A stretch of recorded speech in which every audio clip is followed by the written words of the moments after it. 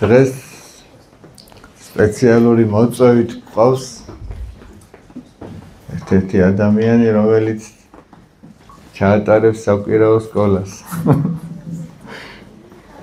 მოდი. მიკროფონი უბოძეთ. სად არის მეორე მიკროფონი? წერან მეუბნება, მე ვიციო ეს ამბავიო.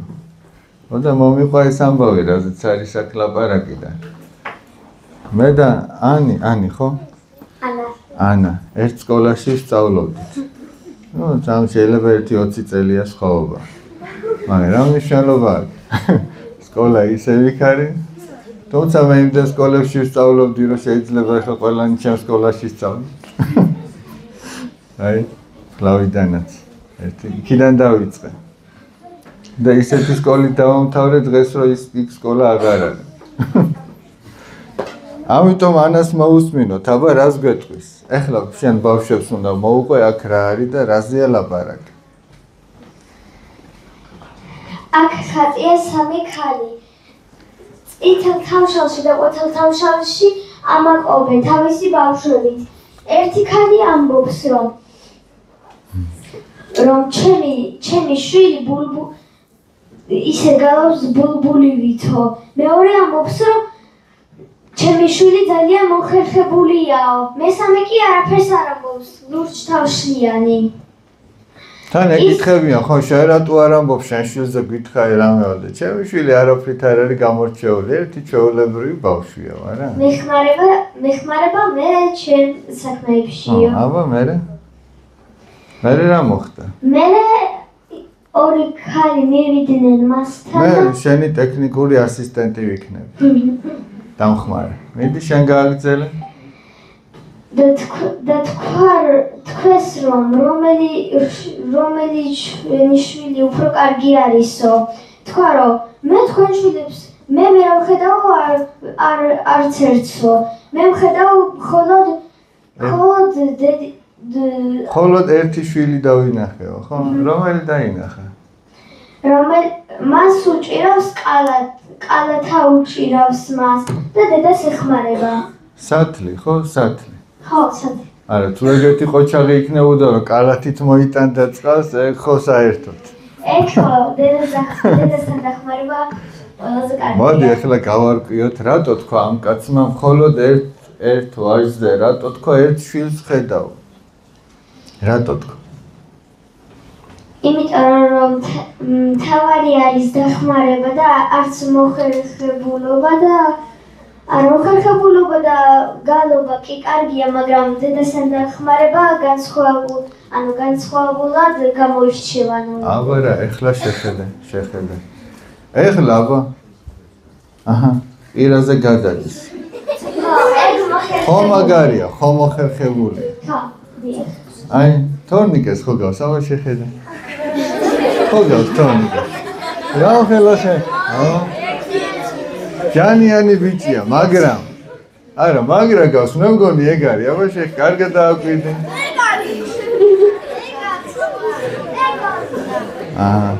მაგრამ აბა ეს მეორე ვის გავს? უბრალოდ შენ დააკვირდი, აბა. ვის გავს? ვის გავს? არა ბიჭი არა, იმას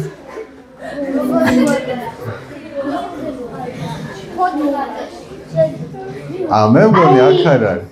აბა რომელს წვრილი ხაზები რომ აქვს. აბა რომელს აქვს შავთი? აი. ამას გავს.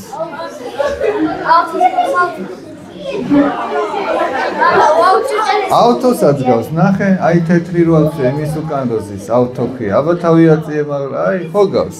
ხუჭუჭათმე. კი. ანუ თავარი იცი რა არის? ჩემო ანა, თავარი იცი რა არის? აი თორნიკეს დიდი კუნთები რო აქვს. რაში გამოიყენებს, ეგ არის მთავარი. რაში გამოიყენებს? და თავისი სიძლიერე გამოაჩენს, მაგაში კი გამოიყენებს. და თუ არავის არ არგია ეგ? ეგ არა მართალია, არავის არ არგია.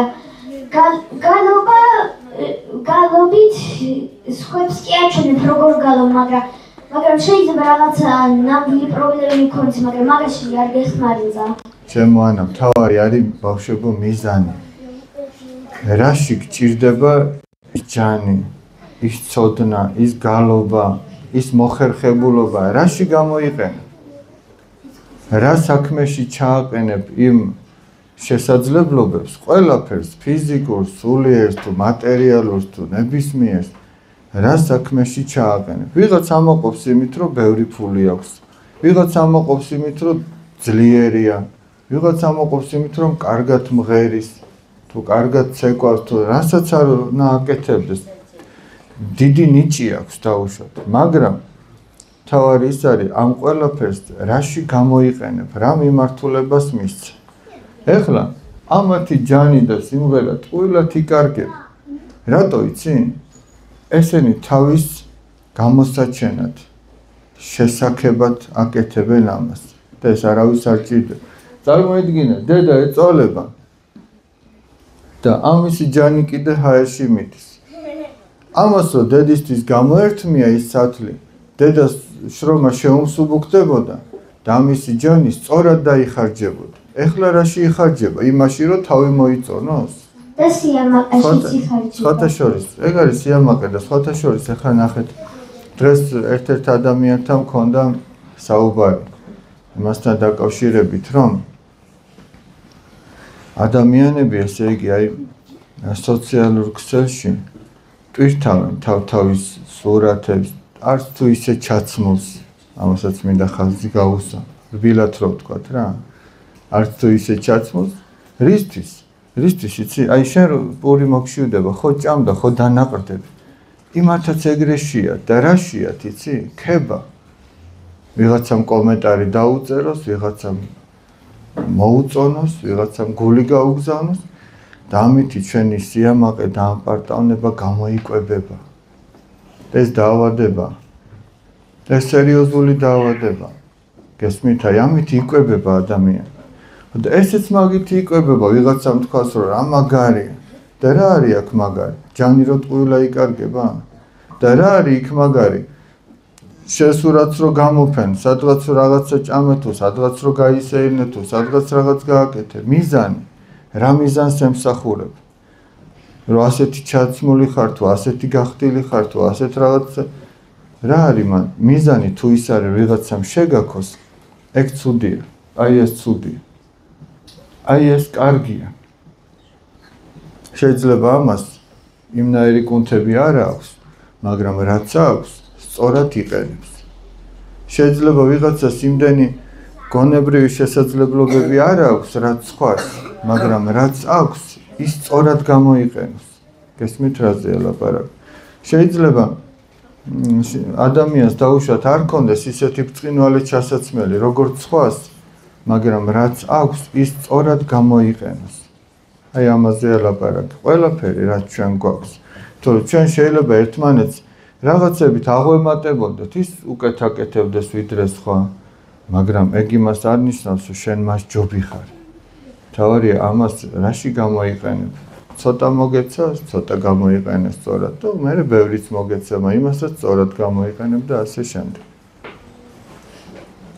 სკოლაში რომ მიხვალ ჩემი მასწავლებლები მომიკითხა სექტემბერში რომ მიხვალ ზოგი უკვე ამ ქვეყნად აღარ არის წავიდა იმ ქვეყნად იმათ მე მოგიკითხავ იქ რო წავა დაჯი მადლობა ეგ მიკროფონი მიგიცი მოდი ახლა თან ამ ბავშვების შეკითხვები იყო აქ და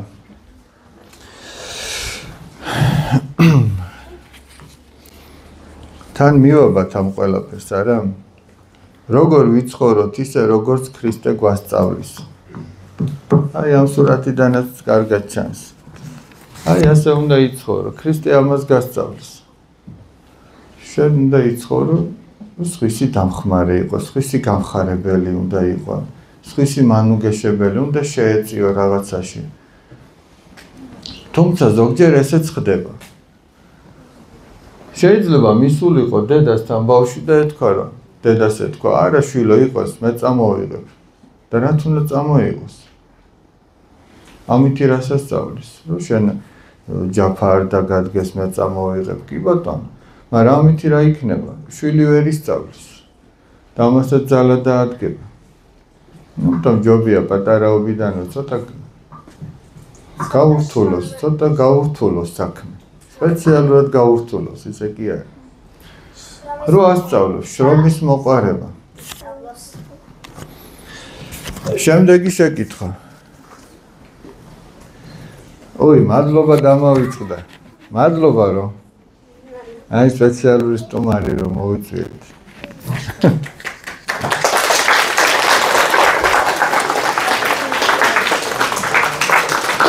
ხდება თუ არა ცოდების ისე მონანიება, მამაოს რომა რუთხრა და უბრალოდ განწმინდოს სული ჩვენ. რა არის იცით? ღმერთმა ადამიანს დაუდგინა მოძღვარი. ეს სახარებიდან არის ცნობილი. მოწაფეებს, მოციქულებს ასეთი რამე უთხრა. ვისაც თქვენ მიუტევებთ მიწაზე, მიტევებული იქნება ზეცაში. ვისაც თქვენ არ მიუტევთ, არ იქნება მიტევებული. სასუფეველის გასაღებს გაძლევთ. თუ გინახიათ პეტრე მოციქული რომ გამოიხატება ხატებზე, გასაღები უჭირავს. ეს მაგის იკონოგრაფიული სიმბოლოა. გასაღებს გაძლევთ, ვისაც თქვენ შეკრავთ მიწაზე, ზეცაში შეკრული იქნება, ვისაც გახსნით, ზეცაში გახსნილი იქნება. თუ არის შესაძლებლობა რომ მიხვიდე მოძღვარი ნახო და ახსარება თქვა და ამას არ აკეთებ და თავს ინუგეშებ, იმიტომ რომ აი მე ხო ჩემს გულში ვთქვი და ცოდები მომეტევება. ეს თავის მოტყუება. მაგრამ თუ აღმოჩნდა ისე, რომ ჩვენ აღმოჩნდით ისეთ ადგილზე, სადაც არ არის მოძღვარი, საერთოდ არ არის, აი ფიზიკურად შენს ადამიანურ ძალებს აღემატება ის, რომ იქ მოძღვარი ნახო. იგი ღმერთმა იცის შენ როგორ მოგიტევებს, როგორ გაპატიებს, როგორ შეგიწყალებს, როგორ გაცხონებს, მაგრამ შენ თუ გაქვს ამის შესაძლებლობა და არ აკეთებ, უკვე სხვა ამბავი. ამიტომ თითოეული ადამიანი უნდა ნანობდეს თავის ცოდვას. ყველა ჩვენთაგანს აქვს თავის შეცოდება, ზოგს დიდი, ზოგს მცირე. მაგრამ ყოველ შემთხვევაში ყველაფერს სჭირდება ამას სინანული. მოდი ახლა შემდეგი რა ვნახოთ. აი ხო, რადგან ცოდებზე ჩამოვარდა საუბარი, ჩვენი ბავშვების მიერ გაკეთებულია ეს ნახატები და ნახოთ. ნუ აქ შეიძლება კარგად ვერ ჩანს ყველაფერი, მაგრამ ნახოთ. ორი ქალბატონი იყო. ხომ ეთანხმები? დიახ, მე ორი ციგონი რაც არის. ეს ორი ქალბატონი წავიდა მონასტერში. ახსარება უნდა თქვან. თავისი ცოდვების მონანიება უნდა. ხო. თავის ცოდვების მონანიება უნდა. მიდიან და ერთს დიდი ცოდვები აქვს და მეორეს პატარა ცოდვები. ამას დიდი ცოდვები აქვს და ნანობს.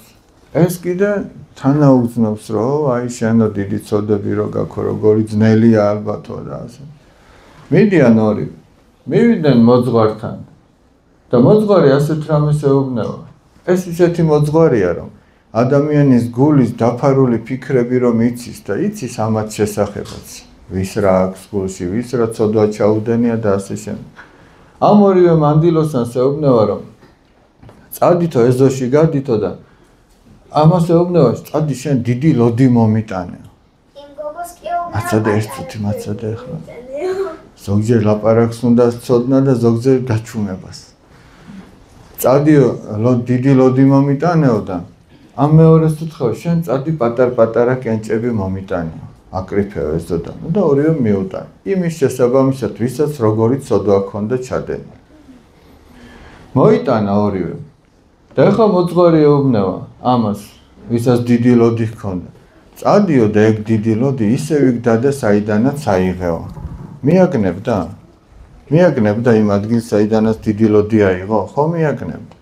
მეორეს უთხრა, შენო წადიო და ის პატარ-პატარა ქვები, საიდანაც წამოკრიფეო, ყველანი თავ-თავის ადგილზე დადეო. იმასაც მიაგნებდა? არა. აბა როგორ მიაგნებდა, პატარ-პატარა კენჭებს მიაგნებდა, ვერ? ეს გაკვირვებული უყურებს. მე ანას შეხედა. რანაირად თუ ანა შენ მაინც დამეხმარეო, დავდო თავის ადგილზეო, დადებ და ვერ დადებდა, იმიტომ რომ ლოც თავისი ამოღრმავებული ადგილი აქვს და იცი სადაც უნდა დადოს და რომ ხო და ვერ დადო და გაკვირვებული უყურებს მოძღვარს რომ ეს შეუძლებელია. ხო და ნახე მოძღვარმა რა უთხრა.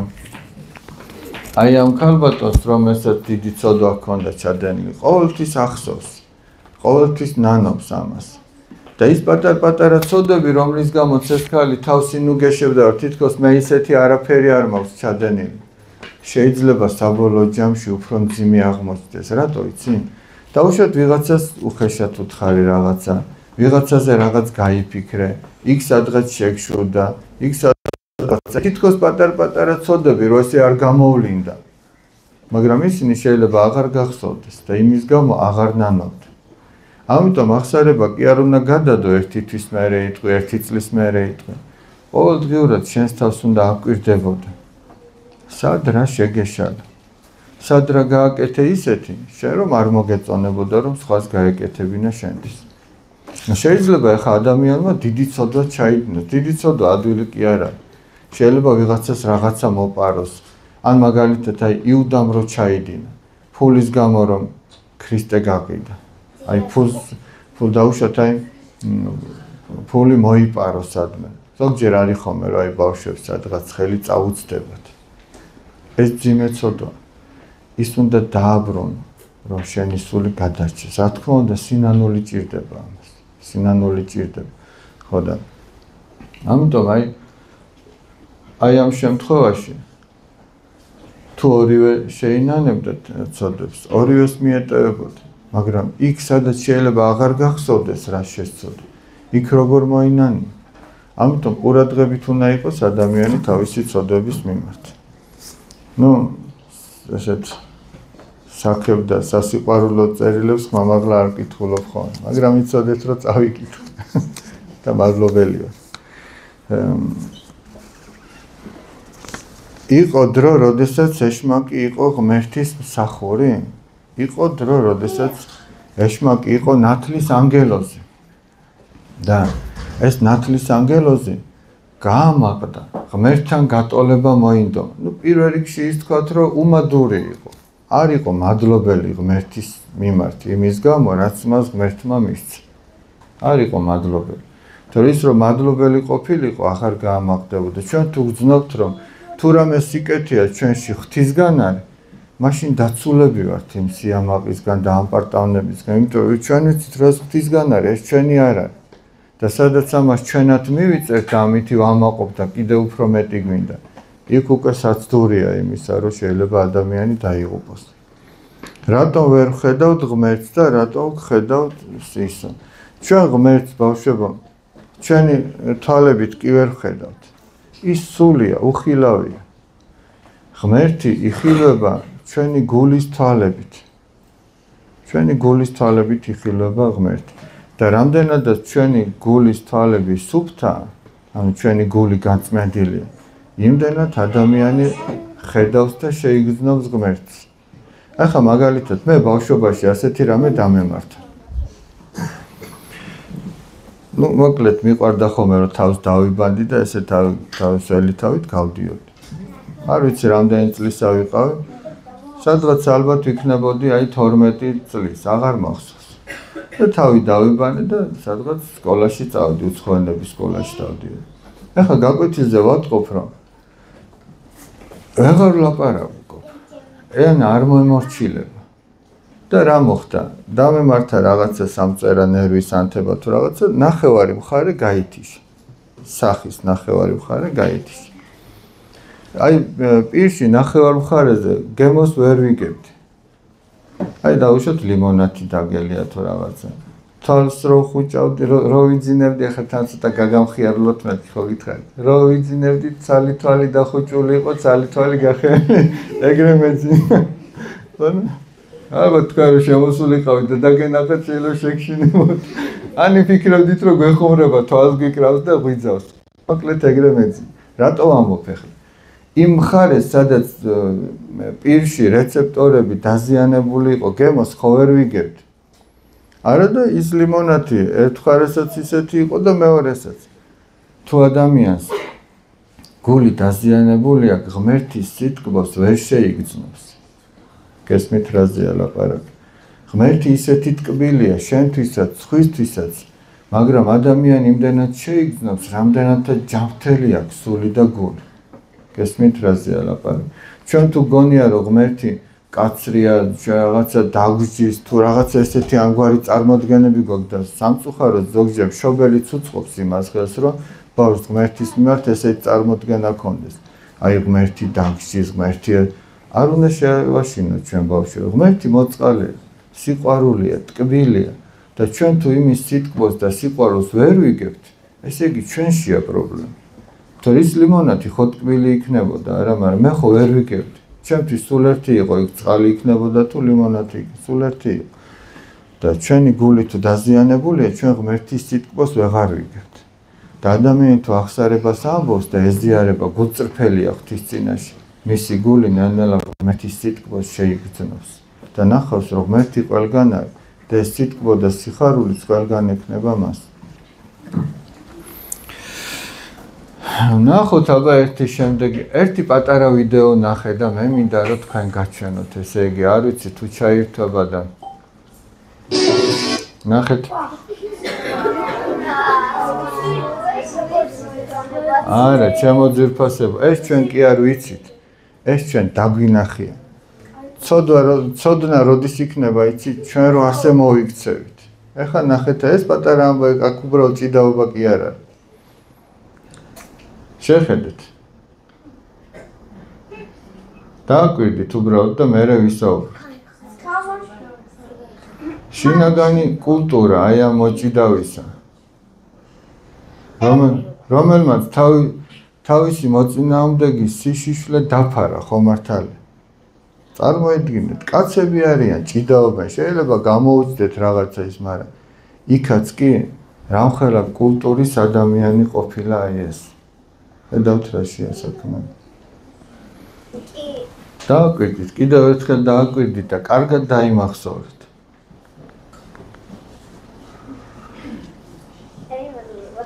ეგ არის შინაგანი კულტურა. იაპონელია, კი ბატონო. არა, მე უფრო დროშით ვიცანი. ხო და ეხლა ისი თქმა მინდა, იცით, ეს მარტო ხორციელ სიშიშვლეზე კი არ არის. ერთი ის, რომ შენი სიშიშვლეც უნდა დაფარო ხორციელად, რა თქმა უნდა. და ჩვენი ლექტორი იყო ხოლმე და ასეთ რაღაცას მამა მაქსიმე ჭანტურია და ასეთ რამეს გვეუბნებოდა. ძველად ხო ჩოხა ეცოთ ხოლმე ადამიანებს და აი ჩოხასაც როგორც წესი აქვს, რა თავისი ასე შემოიცოდა. ჩოხის კალთა რო კაცზეა ლაპარაკი, კაცზე, მანდილოსანზე ხო აღარ არის ლაპარაკი. ჩოხის კალთა რო გადაუვარდებოდა ხოლმე ადამიანს და გამოუჩნდებოდა, რომ შიგნიდან ის შარვალი რაც იყო, ისეც სირცხვილად ითვლებოდა. დღეს რა ჩოხის კალთაზეა ლაპარაკი. ერთმანეთს ეჯიბრებიან ადამიანები, ვინ როგორ გაიხადოს, ესე იგი. და ამაში მანდილოსნებს, ესე იგი, არც მამაკაცები არ ჩამორჩებიან, თუ ამათ მამაკაცები ეწოდებათ. კაცი რო უფრო დიდ დროს გაატარებს სარკესთან, ვიდრე მანდილოსანი, მე არ ვიცი. იმ დღეს ბავშვებს ეუბნებოდი, კაცი უნდა ადგეს, პირი დაიბანოს და მეტი ქოჩორი გადაივარწნოს და გამოვიდეს. რაც უნდა მეტი. მე ამით უწესრიგობისკენ კი არ მოგიწოდებთ ბიჭებს. ზედმეტი რო აი იმისკენ რა პრანჭიაობისკენ რო არის ზოგჯერ მიდრეკილება და კაცები რო ფიქრობენ, ვითომ კაცები ქალებს გაასწრონ აი ამ საქმეში, ეს უკვე დარღვევა, ეს პრობლემა. კაცის თვისება არ არის მაინც და მაინც ის, რომ ლამაზი უნდა იყოს. ის უნდა შინაგანი ღირსებებით იყოს შემკული. და ბიჭების გასაგონად ვიტყვი, პრანჭიაობთ, ესე იგი რა. გოგოებს არ მოსწონთ ეგეთი ბიჭები. თუ არა და გავადრო და თქვენ თვითონ მიხვდებით, რომ გოგონებს არ მოსწონთ და თუ იმას მოეწონები, იცოდე რომ ეგ ის გოგო არ არის, ისაც ღირსეული ბიჭები მოსწონს. დააკვირდით და მაგას. უბრალოდ მე წინასწარ გეუბნებით, თორე ცხოვრება თქვენ თვითონ გიჩვენებთ მაგას. გოგო რო შემოგხედავს და შეგატყობს რომ შენ მასზე უფრო მეტად პრანჭიაო. აბა ხო მივხვდება რომ ესე იგი სახში ჭურჭელი ჩემი დასარეცხი იქნება, სანამ ეს სარკესთან გამოეწყო. აი მაგალითად ან ძმარო ყოფილიყო და ეგეთი შემთხვევა კიდე შეიძლება. არა და გოგო შემოგხედავს და მივხვდება რომ ეს თავის თავზე დიდად არ ზრუნავს. რა კარგი ბიჭია, ჭურჭელსაც ეს დარეცხავს, სახლს გამოგვის, საჭმელს გააკეთებს და შენ თუ შეგატყობ ბიჭს რომ იმაზე მეტად პრანჭიაო, ხო იტყვის მამას სადეცლება მოგის.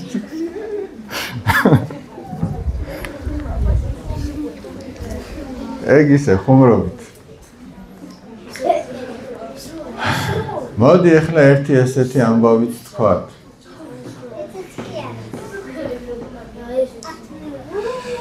ბავშვებო, თქვენ ეს ყველაფერი კი იცით, კი დაგინახავთ, მაგრამ ჩვენ შეიძლება ისე მოვხუცდეთ, რომ ეს არ ვიცოდეთ. ანუ კი გაგოგონოს, მაგრამ ჩვენ არ ვიცოდეთ. ეხლა მაგალითად აი აქ უკან ხოა თრიალეთის ქედი, მწვანე ტყეროა, ხო ხედავთ? დაუშვათ დაინახე, რომ ვინმე ავიდა აქედან ესე ავიდა, ბილიკებს გაუყვა და ბოლოში ავიდა. ერთხელ დაინახე, ორჯერ, სამჯერ. შენ რა ქვია? ლილე. შენ იტყვი რომ მე ხა ვიცი იქასვლაო? შენ ვერ იტყვი. შენ იტყვი რომ მე ეს დამინახავს. დაუშვათ ვიღაცამ ერთმა ადამიანმა მეორეს საკვები მოუტეხა მისცა, ერთხელ ორჯერ მე ეს ვიცი. შენ ეგ არ იცი, შენ ეგ დაგინახავს. გესმით რაზეა ლაპარაკი. დაუშვათ ვიღაცამ ერთმა მეორეს აპატია. მე ვიცი როგორ უნდა აპატიო და შენ არ იცი როგორ აპატიო. შენ დაინახე როგორ აპატია ერთმა მეორეს. ისევე როგორც აქ, ჩვენ ეს დავინახე და ვამბობთ რომ ჩვენ ეს ვიცით. მაგრამ ჩვენ ეს დავინახე და იცი როდის გვეწოდინება ჩვენ რო გავაკეთებთ ამას და ეხლა აქ რა ხდება? უფალი იესო ქრისტე თავის მოწაფეებთან ერთად ტაძარშია. და იქ ხედავს რომ მრავალი მდიდარი ადამიანი მოდის და მრავალ ფულს სწირავს ტაძარს. ამ დროს მოვიდა ერთი ქვრივი დედაკაცი. ქვრივი არის, რომელსაც მეუღლე არ ყავს და ეხლა წარმოიდგინეთ როგორ გაჭირებით ზრდის, ხო, ესეთი ადამიანი შვილებს, ვისაც მეუღლე გვერდში არ უდგას, არა, გინდა კაცი იყოს მეუღლის გარეშე და გინდა ქალი. ხო და ესეთი ქვრივი დედაკაცი მოდის და ორი ლეპტა შეწირა. ორი მწვლილი ზოგან ასე წერია. აი სიტყვაზე რო ვთქვათ, ორი ხუთთეთრიანი მოიტანა და შეწირა და უფალმა თქვა. ამ დედაკაცმა ყველაზე მეტი შეწირა. ეხლა მოციქულებს გაუკვირდათ, რომ როგორ ანაირად ამდენმა ხალხმა ამდენი შეწირა და ეს ორი ხუთთეთრიანი როგორ აღემატება. და უფალმა განუმარტა, რომ მათო, ნახეთ აი ეს სიტყვა. მათ თავისი მოჭარბებულისგან შეწირეს. მოჭარბებული, რაც ზედმეტი გაქვს, შენ რო არ გინდა, შენ გინდა ქონია, გინდა არა, იმას ვერ მოისაკლისებ. გესმით? რომ არ გქონდეს, არაფერი შეიძლება და რომ გაქვს, ისიც ბევრს ვერაფერს ვერ გმატებს და აი ეგეთი რაღაცა შეწირეს. და ამ დედაკაცმა ყველაფერი რაც ჰქონდა მოიტანა და შეწირა. რატო ამბობ ახლა ამას ნახეთ? ჩვენ როდესაც, არა, შენ არ იცი რატო ამბობ. იმიტომ ამბობ, რომ დაუშვათ აი სიტყვაზე შევხედოთ ადამიანს და სხვაზე ნაკლებს აკეთებს რაღაცას.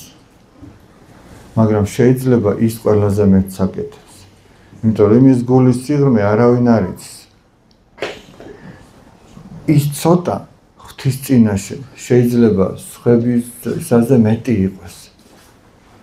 ფიზიკურად გინდა, სულიერად გინდა, მატერიალურად, რანაირადაც არ გინდა. შეიძლება ცოტა გააკეთა, მაგრამ იმისი უფრო შეიწირა ღმერთი. ამიტომ შენ ვერ იტყვი, ვინ ვის ჯობია. ეგ არავინ არ იცის, ეგ ღმერთმა იცის. ამიტომ არავინ არ უნდა განიკითხო. არც შენ არ უნდა თქვა, რომ მე მასზე ბევრი გავაკეთე, მასზე სწრაფად, მასზე უკეთ გავაკეთე. რა იცი, იმან თავის შესაძლებლობის ფარგლებში იქნებ უკეთ გააკეთე. და ღმერთმა იმისი მოიწონა. ამიტომ ვერც ვერავიზე გადაამეტებ თავს. ვერავიზე უკეთესი გეგონება თავს. მაგრამ არც არავიზე უარესი არ უნდა გეგონოს და იმედი არ უნდა დაკარგო, მე ცოტა გავაკეთე, მე გვიან გავაკეთე, მე ვერ შევძელი. ღმერთი შენგან შეიძლება არ მოითხოვს იმაზე მეც. რაც შენ გონია რომ უნდა გაგეკეთები. შეიძლება თქვა რომ აი ადამიანები რომ შემომხედავენ რა სიტყვია, მაგრამ ჩვენთვის ადამიანების აზრი კი არ არის მაინც და მაინც მნიშვნელოვანი. არამედ ღვთის წინაშე როგორ ვართ. ეგ არის ძალიან მნიშვნელოვანი. ხო არ გადაგღალეთ ძალიან ბავშვები. პირიქით მე მუსაიბოთა. ისე პრინციპში ახლა თქვენ ხო სკოლა აღარ აქვთ. სკოლა დამთავრდა, შეიძლება წრეები კიდე ბოლოში ხართ გასული და იმდენად დაღლილები შეიძლება არ იყოთ. აი აჰა ანას ხო ეთყობა, ამას დაღლისა ეთყობა რამე? არაფერი არ ეთყობა.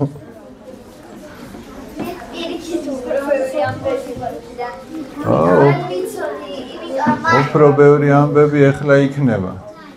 ეს ამბებიც იცით თქვენ. ეს ამბებიც იცით. მან იმ ხალხმა თელეფონება მისცა.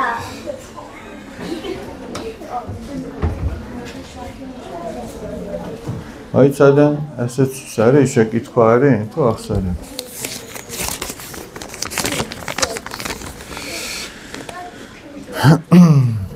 ესეც რაღაცა ან თქვენია ან ვინმეს დარჩა. ეს ცოტა დამწარი ადამიანის სარი, პატარა ვერ დაწერდა ამას, ალბათ უფრო ცოტა მოზრდილია, მაგრამ რადგან შეკითხვა გაჩნდა, მოდი ვთქვათ. ოღონდ ამას რომ წავიკითხავ, თქვენ შეიძლება სულ მცირე ღიმილი მოგადგეთ სახეზე, მაგრამ თუ ამის კითხვისას ჩვენ გავითვალისწინებთ იმ ადამიანის მდგომარეობას, ვინც ეს დაწერა. შეიძლება თან მით უმეტეს თუ გამოგიცდიათ ეგეთი, რასაც ეს წერს, შეიძლება თანაგრძნობა უფრო მეტი გაგიჩნდეთ ვიდრე ღიმილი. თუ არა და შეიძლება კიდევაც გამოსცადოთ სადღაც როდისღაც. ცალმხრივ სიყვარულზე რას ფიქრობთ? ნიკო, რას ფიქრობთ ცალმხრივ სიყვარულზე? რა? რატომ გვიყვარს ის ადამიანი, ვისაც არ უყვართ? ჩვენი სიყვარული თუ იმაზე იქნებოდა, გავაგრძელებ ამას, თუ იმაზე იქნებოდა დამოკიდებული იმას, რომ უყვართ, მაშინ ეს სიყვარულიც არ იქნებოდა.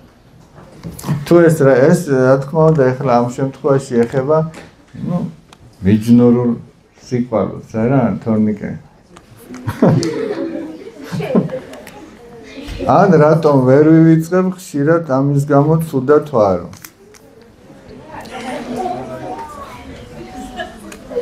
საწყალიო, აჰა. მე თანაგრძნობი შეძახილები ისმის უკვე. თუ ზოგადად სიყვარულს ეხება, მეგობრის თუ ოჯახის წევრის თუ მეზობლის თუ თანაკლასელის თუ ასე შემდეგ.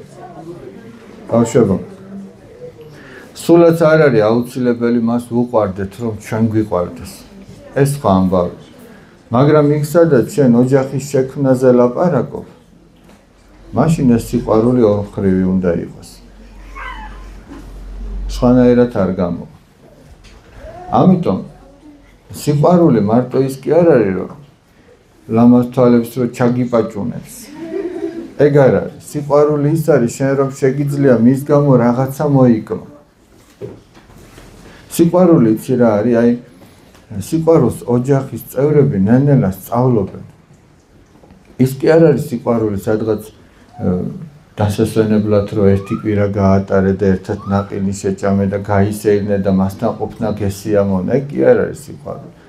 სიყვარული ის არის, აი 80 წლისები რო ხართ და ერთად რო გამოიარეთ ცხოვრების რთული სიტუაციებით, სიხარულით, ვინ იცის რამდენჯერ ერთმა თავისი დაივიწყა რაღაცა ტკივილი და მეორისაზე იფიქრა. თავისი რაღაცა უკან დაწია და მეორისა გააკეთა. აი მანდ არის სიყვარული. სიყვარული იქ არის, სადაც ადამიანი თავის თავს აჯობებს და იმას გააკეთებს, რაც მეორეს სჭირდება. და თუ ეგ არ არის და მარტო შენ შეხედე და მოგეწონა გარეგნულად ლამაზია, ის გარეგნული სილამაზე ცოტა ხანში უკანა პლანზე გადაიწევს და შეიძლება შეგრჩეს ის, ვინც საერთოდ არ გიყვარს. არ გიყვარს კი არა, არც იცნობს საერთოდ. ამიტომ მაინც და მაინც ნუ დააკვირდებით იმას, რომ რაღაცნაირად გარეგნულს ნუ დავაკვირდებით, ესე იგი, არამედ შინაგანი უნდა ეძებო, შინაგანად. შენ ღმერთის ერთგული უნდა იყო და ისიც ღმერთის ერთგული უნდა იყოს. და შენ არ უნდა ეცადო, რომ მაინც და მაინც მას უყვარდე, შენ უნდა ეცადო, რომ შენ გიყვარდეს. სხვას ვერავის ვერ დააძალებს სიყვარულს. მას ან უყვარხარ, ან არ უყვარხარ.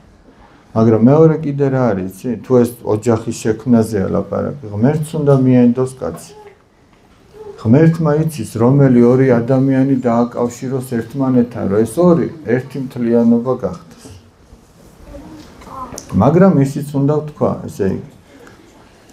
დღეს ახალგაზრდები ძალიან, ესე იგი, რბილად რო ვთქვათ რა, არ ფრთხილობენ ერთმანეთთან ურთიერთობაში. და სულ ამას ვეუბნები ახალგაზრდებს. არ ფრთხილობენ.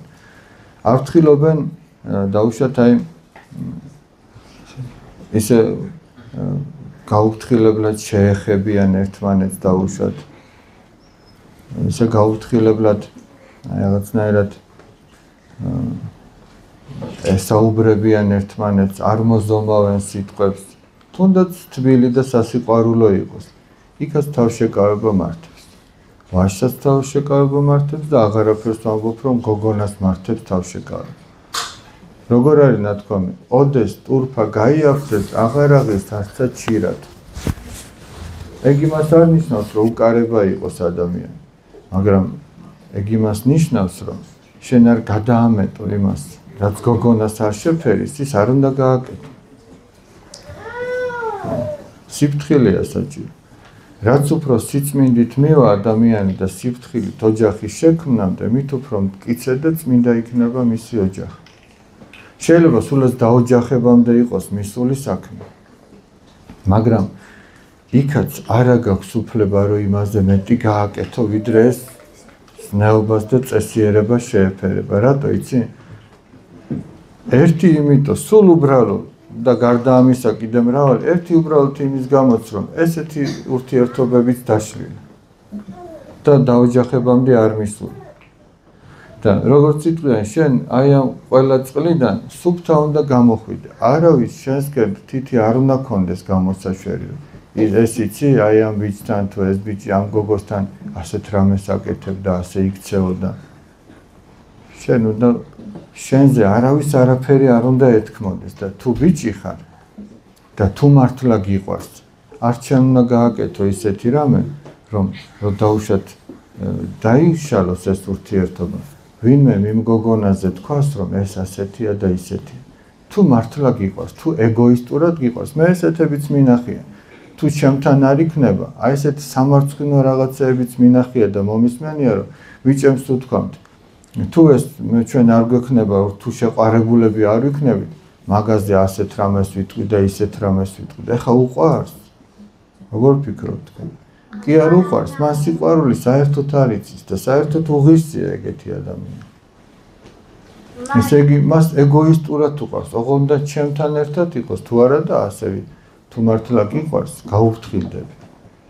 და თუ არ უფრთხილდები და გოგონა შენ თუ ხედავ, რომ არ გიფრთხილდება, შენს რეპუტაციას არ უფრთხილდება, ესე იგი შენ მას არ უყვარ ხარ. და როცა აღმოაჩენ, რომ ესე გექცევა, რომ შენ არ გიფრთხილდება, იმ წუთიდანვე უნდა მიატოვო ის. ჩემი აზრი ეს არის, თუ მე მკითხეთ და დანარჩენი თქვენ იცით. რაც უფრო სიფრთხილით და სიწმინდით მიხვალ იქამდე, მით უკეთესი იქნება. ზოგჯერ ასეც ხდება, რომ ერთი ადამიანი სამ შესაძლო ვარიანტს ერთდროულად განიხილავს. იმასაც მისწერს, იმასაც. აი ეგ დაახლოებით იცი რას გავს? კოკოზები ერქვა ხოლმე ჩვენს პატარაობაში, ესე მტკვარში ჩაკიდებნა ხოლმე, ესეთი ალუმინის მავთულებისგან მოქსოვილი რაღაცა პატარა გოდორივით იყო ხოლმე, სადაც თევზს შესვლა შეეძლო და ვერ გამოდიოდა და მტკვარში აქ სხვადასხვა ადგილებზე ჩაკიდებნა ხოლმე და მე პერიოდულად ჩამოივლნენ, ამოიყვანენ და აბა ამან დაიჭირა რამე? არა, აბა მეორე მიქნევ დაიჭირა და ეს. ზოგი ესე აკეთებს. და არა მარტო ბიჭი, გოგოც. ეს დამარცხინო. წარმოიდგინე, იცოდე რომ წერს ბიჭი, რომელმაც შენაირად სხვასაც მისწერა. იმას ერთგულების ნატამალი არ აქვს. და გინდა გოგო აკეთებდეს მაგას. ვაჟავშაվել ამბობს, გული ერთსა დააჯეროსო. ერთს უნდა მისწერო. ერთისგან უნდა ელოდებოდა. იმიტომ რომ თუ რამდენიმესზე არც ერთი არ გიყვარს. მაშინ თევზაობ. და აი ამ წმინდა საქმეს, რაზეც ახლა ჩვენ ვლაპარაკობთ, თევზაობა არ უხდება. ეგ სხვა რამე. ისე რომ მე გისურვებთ, რადგან ეს ცოტა მოზრდილების შეკითხვა იყო, მე გისურვებთ, რომ აი სიფრთხილით, ღმერთზე მინდობით, სიწმინდით მიდით იმ ძირფასი ოჯახის შექმნამდე, რომელიც მთელი ცხოვრება უნდა გქონდეთ. და არა მარტო ამ წუთის სოფელში, არამედ მარადიულად. ჩვენი იმედი ეგ არის, რომ ჩვენს ოჯახის წევრებთან ერთად მარადიული სიცოცხლე გველოდება. ქრისტიანის იმედი ეგ არის. კარგით, ახლა ძალიან რო აღარ გადაგხალოთ, შენ მოიტანა? იმ ფილმის არ იყოს, მოსატანი მოეტანათ. სიყვარული ყველას უნდა. რადგან ამ თემამ მოიტანა, ბარე მაგ ტალღაზე ვიყავი. ნიკოსაც მოეტანა მოსატანი და დაგვირიგებს მერე. ოღონდ ძითები კი არა, ის სხვა რაღაცა. ავდგეთ აბა ვილოცოთ.